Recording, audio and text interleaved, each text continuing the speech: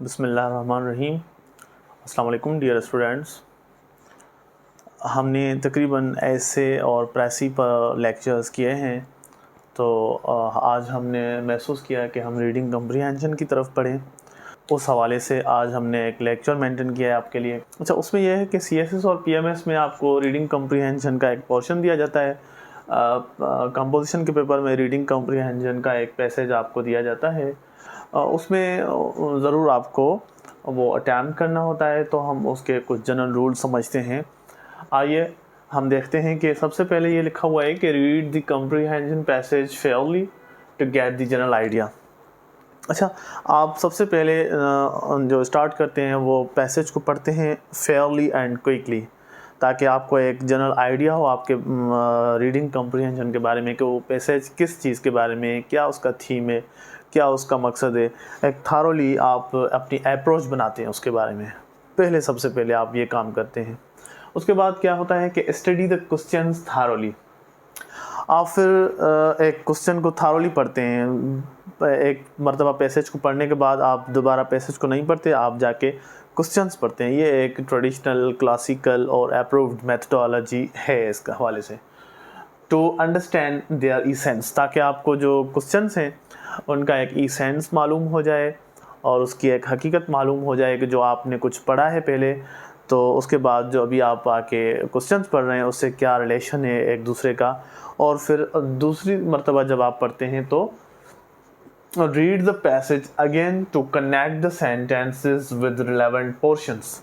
जो आपने अभी सेंटेंसेस क्वेश्चंस की सूरत में पढ़े हैं उनको आप क्या करते हैं, रिलेवेंट पोर्शंस, यानी यहाँ एक ये पोर्शन है, फिर ये पोर्शन है, या 2-4-5 लाइन्स के बाद फिर दूसरी 4-5 लाइन्स एक शिफ्ट होती है उसकी रीडिंग के अंदर, तो उनको आप रिलेट करते हैं।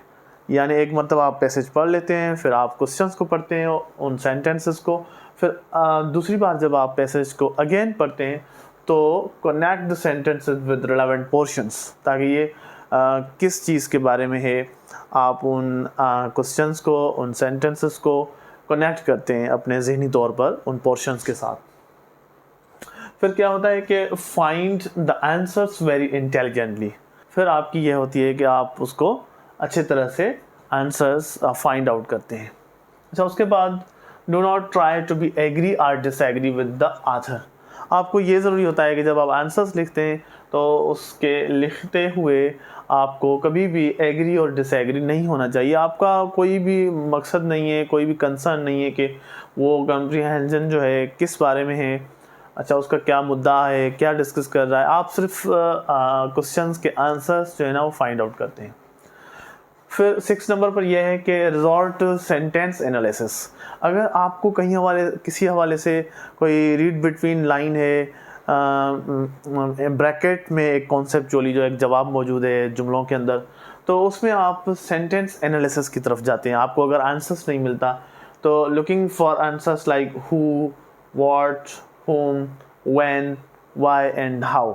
आप अगर अपने ही जहन में सवालात बनाते हैं कि ये जुमला जो है ये किस चीज़ के बारे में है, या आथर क्यों ऐसे कह रहा है, या किसके लिए कह रहा है, अगर वो इसने आथर ने कब ये बात कही है, अच्छा पहले इस चीज़ का कोई हमें तासुर मिलता है, या इसके नताइज क्या हैं, या इसकी एंड क्या है, तो आप उसको थोड़ा बहुत इस तरह अपने जहन में रीशफलिंग करते हैं एनालिसिस के हवाले से, तो आपको आंसर्स मिल जाते हैं। उसके बाद ये है कि sentence must be neither too much short nor lengthy. आपके बहुत ज़्यादा शॉर्ट भी नहीं होने चाहिए और बहुत ज़्यादा लेंदी भी नहीं होने चाहिए। They should be neat and comprehensive. Open हो, क्लियर हो, वाज़े हो, ट्रांसपेरेंट हो, उसमें शफाफियत हो, और कम्प्रीहेंसिव हो, उसमें जामियत हो। ऐसा नहीं है कि आपने शॉर्ट किए हैं आंसर्स तो उसमें आपकी एम्बिग्विटी ज़ाहिर हो रही है, क्लैरिटी नहीं है। इस चीज़ का आपने ख्याल रखना है, ठीक है।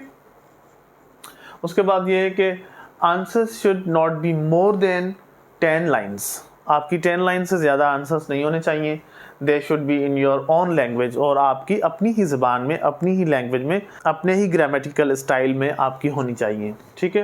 उसके बाद do not right less than 5 lines. Even आपको 5 लाइन्स से भी नीचे 2-3 लाइन्स पर आप जवाब ना ही लिखें तो बेहतर है, क्योंकि आप CSS के और PMS के आप अटैम्प्ट दे रहे हैं, ठीक है। And do not copy the answers from original text. अगर आपके ओरिजिनल टेक्स्ट में आंसर्स लिखे भी हुए हैं तो आप उनसे कॉपी ना करें, अपनी ही लैंग्वेज में उनको लिखें।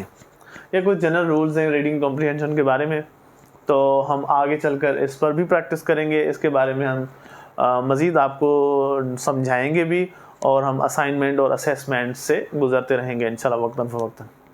ओके, अल्लाह हाफ़िज़।